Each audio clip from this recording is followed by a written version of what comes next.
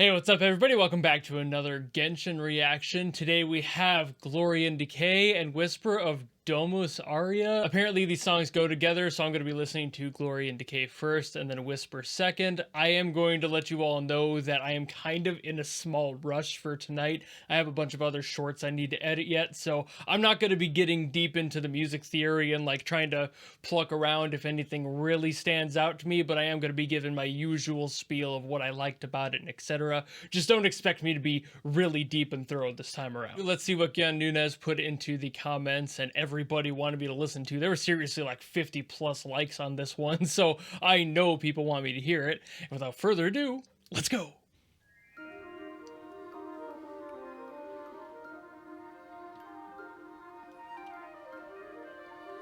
Ooh.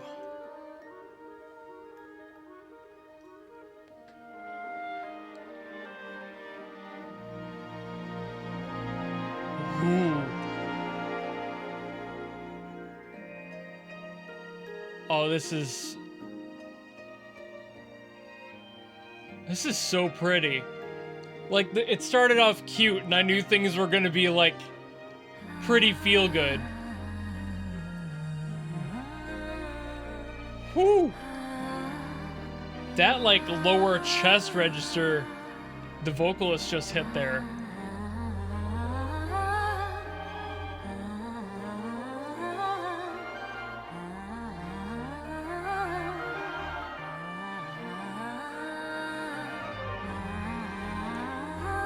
Okay, maybe I will pull out the keyboard. I really want to talk about that run. That's not fair. I don't want to spend a bunch of time on it. How dare you?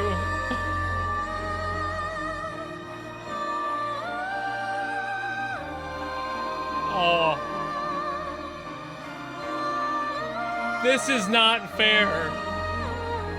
I wanted an easy one.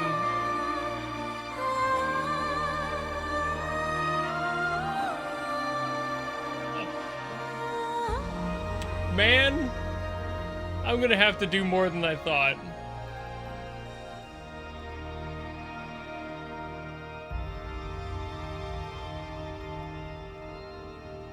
Little bit of dissonance there. Dude.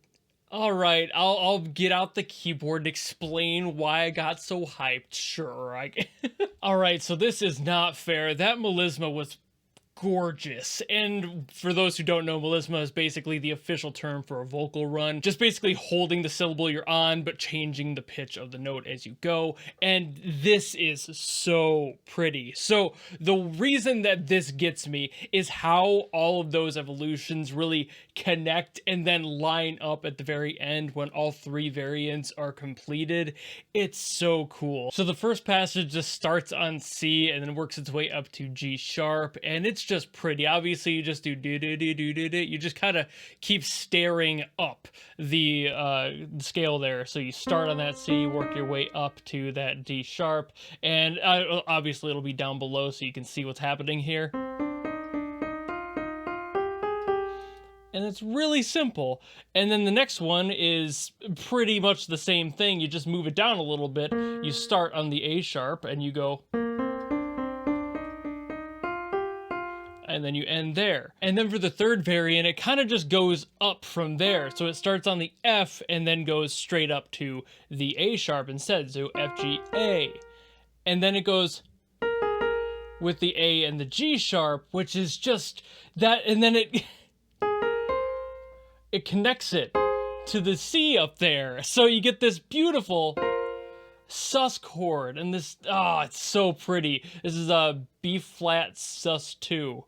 And then if you move your finger down from the A sharp to the G sharp, you get an F minor. And between all these, you get these beautiful root sort of chords here that just, like that one, you get, let's see, another one in here. That's C minor. Like every connection, that's beautiful. Every little tiny thing you do with every note, there's a major. And my favorite here, using the white keys, you get F sus 2, which is one of my favorite chords, just period. It's beautiful. Very uplifting. I just, it's, oh, this is so pretty. This basically does exactly what you should do with an evolution in a vocal line. You get this connection of all the chunks, and by doing that whole thing at the end where it goes, like, it's just, oh, it's perfect. It brings this A sharp that starts the second passage in connection to the first note that hits on that C in the first passage.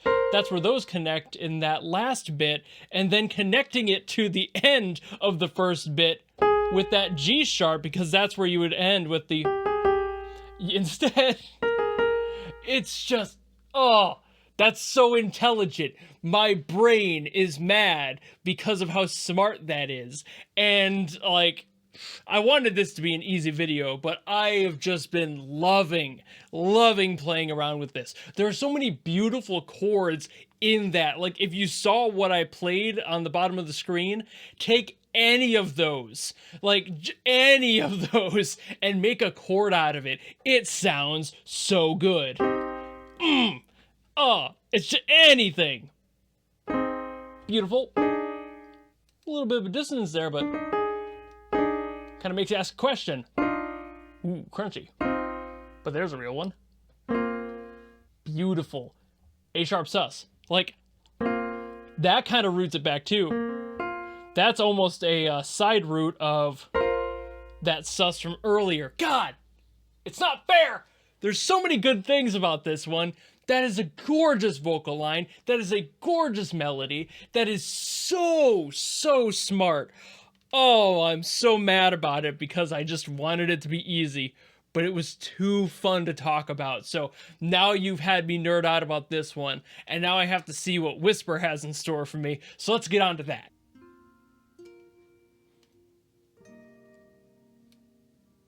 Ooh. Oh. Gotta go down. Yep. Here we are. We chillin'.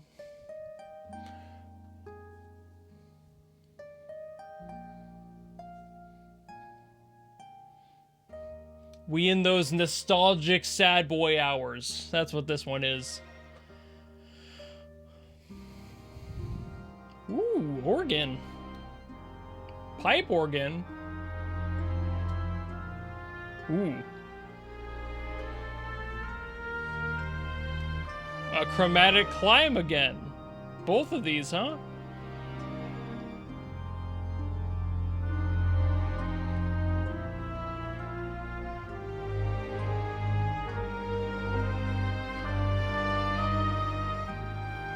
I can feel how these two are related.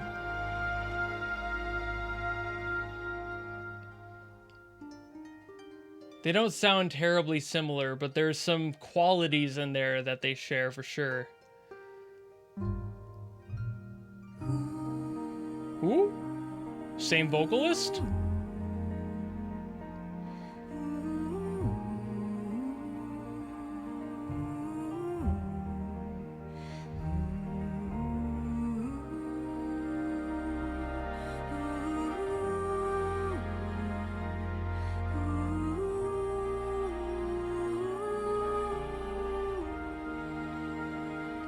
I'm not gonna talk about this one in length. I cannot let myself do it.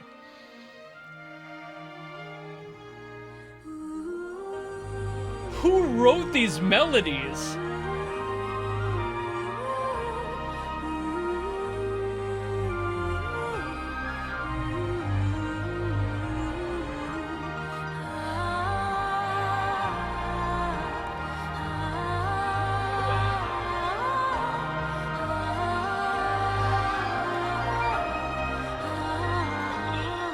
This was supposed to be a short one. Oh, man. I'm gonna get sucked into another one, aren't I? That was gorgeous, and I want to explain why. I wanted this to be so quick. I should have just done Blue Archive today. God damn. These absolute menaces rooted at B-flat sus4. That's what sounded so beautiful about that one. It's in the exact same key, so that's why it sounds familiar, but these absolute menaces took what was a very melancholy, but still kind of uplifting root, and these minors, and everything, these C minors, and then like, boom, power, pride, happiness, hopefulness. It's basically inverting the prior song, and I love it. But this was supposed to be a quick video, and I've been recording for like 30 minutes, just vibing with messing around. This entire line of notes is absolutely just so much fun to play around on. Like, seriously.